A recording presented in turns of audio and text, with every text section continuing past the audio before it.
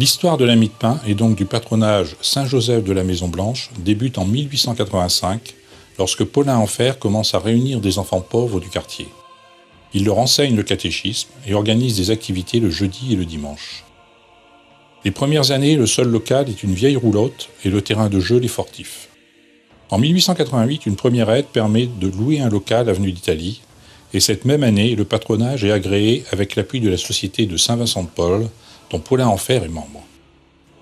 En 1889, M. Nolval met à la disposition du patron un terrain situé rue de Tolbiac. Une partie sera cédée, peu après, pour la construction de l'église Sainte-Anne.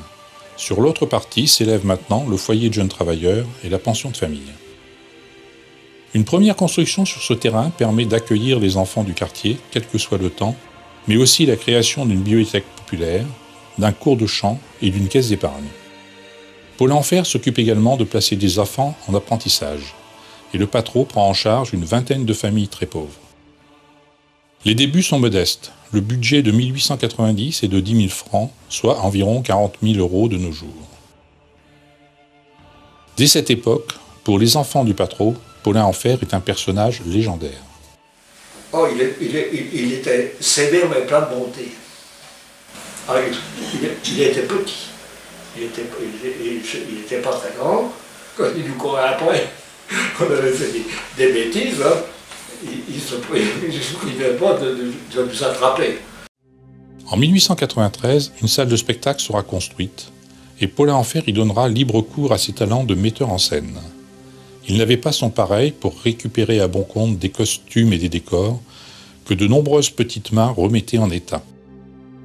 À partir de cette année, les jeunes du patron donneront 2 grandes représentations chaque année. On ne faisait pas payer les gens, mais le père Enfer faisait une petite conférence et il passait avec sa poêle. De 1893 à 1900, des centaines d'enfants fréquentent le patron et celui-ci joue un rôle puissant d'ascenseur social par la création de divers cours. Aide à l'obtention du certificat d'études, cours du soir de dessin industriel, de mécanique, d'imprimerie et de mathématiques. Ces cours sont dispensés par les nombreux étudiants venus encadrer les diverses sections du patronage, ainsi que par les jeunes du patron eux-mêmes, les grands aident les moyens, qui aident les plus jeunes. Au cours de l'hiver 1891, la soupe populaire sera créée suite à la proposition de jeunes du patron devant la misère d'une partie de la population du quartier. Les œuvres de la mie de pain seront directement issues de cette soupe populaire.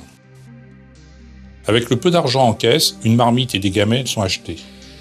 Les commerçants du quartier sont sollicités et une soupe bien nourrissante est confectionnée. Ce premier soir de Noël 1891, une vingtaine de personnes sont accueillies.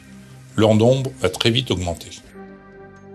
Pour faire face à la demande, des jeunes iront régulièrement quêter des légumes aux halles à l'aide d'une voiture à bras. À la sortie de l'école, les plus jeunes viennent éplucher les légumes, puis apprentis et étudiants arrivent pour accueillir et servir jusque tard dans la soirée.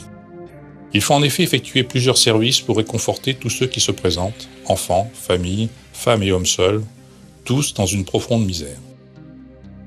Très vite, les services offerts aux pauvres vont se multiplier. Création d'un secrétariat des pauvres, l'équivalent pour l'époque de notre relais social actuel, d'un vestiaire, de consultations médicales, de bains-douches. Toutes ces activités sont rendues possibles par l'engagement très actif de nombreux bénévoles. L'achat en 1900 du terrain de la rue Charles Fourier marque une nouvelle étape dans le développement du patron.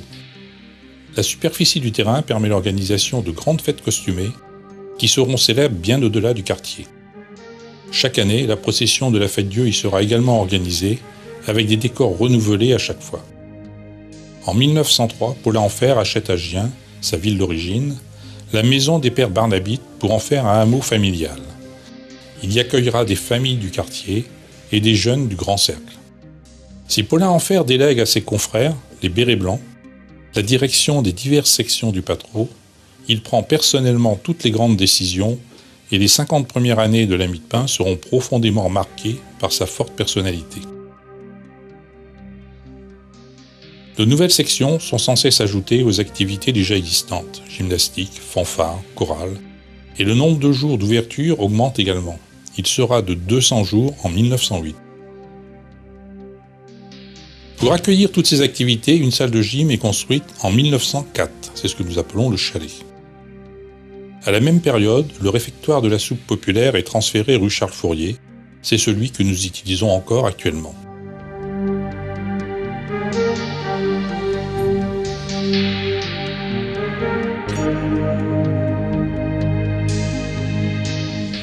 La guerre de 1914-18 va profondément perturber le fonctionnement du patro. Des colis et des lettres seront envoyés aux jeunes qui se battent et la petite gazette servira de liaison entre tous. C'est en août 1920 que l'ensemble des activités sont constituées en association loi 1901. En 1909 est créée sous forme d'association loi 1901, l'USMB, Union sportive de la Maison Blanche, ceci afin de permettre aux sections sportives du patro de participer aux compétitions laïques. La séparation de responsabilité se fera en 1996. Les deux associations sœurs partagent les locaux de la rue Charles Fourier et une convention définit le fonctionnement entre les deux associations. Alors que les équipes sont à peine reconstituées après la guerre, l'association doit faire face à la mort de Paulin Enfer en 1922. Il sera inhumé au cimetière de Gentilly. La Mie-de-Pain va continuer avec la même philosophie, la direction étant assurée par des prêtres de Sainte-Anne, durant les 50 années qui vont suivre. Dans le Jura, les bâtiments des Phrases sont acquis en 1925, de nombreuses colos y seront organisés. Sur le terrain de la rue Bobillot, la salle de spectacle sera transformée en 1935 en cinéma de quartier, le Familial. Sur ce même terrain sera édifié en 1969 le foyer de jeunes travailleurs. En 1932, construction de l'asile de nuit par addition d'un second étage au-dessus du réfectoire. 284 personnes peuvent être hébergées. La construction d'un nouveau bâtiment en 1987, année du centenaire, va permettre de porter l'hébergement à 600 places, avec des conditions d'hygiène améliorées. À cette période, le restaurant sert 700 repas chaque soir, durant les 6 mois d'hiver. Pendant la guerre 39-45, la Mie-de-Pain continuera à fonctionner et la soupe sera assurée, malgré les problèmes de ravitaillement. Certains soirs, 700 personnes seront hébergées dans les dortoirs, mais aussi dans le réfectoire et dans les couloirs. Les activités du patronage vont continuer et si des sections disparaissent, d'autres sont créées, comme les scouts en 1929, ainsi que la JEC et la JOC en 1935. Durant toutes ces années, l'histoire de la Mie-de-Pain et du patronage sont indissociables. Un seul directeur veille au fonctionnement de toutes les activités, jusque dans les années 70.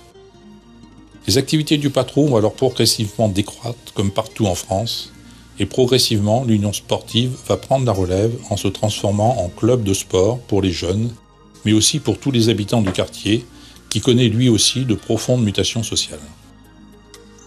Dans les années 1990-2000, de nouveaux services vont être mis en place pour améliorer la qualité de l'accueil, mais aussi pour accompagner vers la réinsertion les publics accueillis. Après une salle d'accueil de jour, un espace solidarité et insertion sera construit, ainsi qu'une pension de famille. Au cours de cette histoire de 130 ans, la philosophie du fondateur, l'accueil inconditionnel et bénévole des plus pauvres, a été conservée et sert de fil directeur à toutes les transformations réalisées au fil des ans.